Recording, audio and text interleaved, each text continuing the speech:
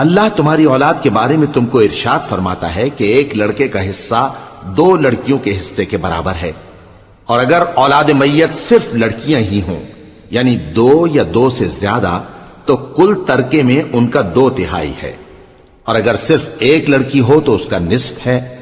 اور میت کے ماں باپ کا یعنی دونوں میں سے ہر ایک کا ترکے میں 6واں حصہ ہے، بشرطے کہ میت کی اولاد ہو، اور اگر اولاد نہ ہو اور صرف ماں باپ ہی اس کے وارث ہوں تو 1/3 ماں کا حصہ ہے، اور اگر میت کے بھائی بھی ہوں تو ماں کا 6واں حصہ ہوگا۔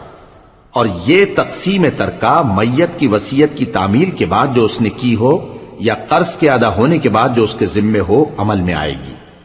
تم کو معلوم نہیں کہ تمہارے باپ دادوں اور بیٹوں اور پوتوں میں سے فائدے کے لحاظ سے کون تم سے زیادہ قریب ہے؟ یہ حصے اللہ کے مقرر کیے ہوئے ہیں، اور اللہ سب کچھ جاننے والا، حکمت والا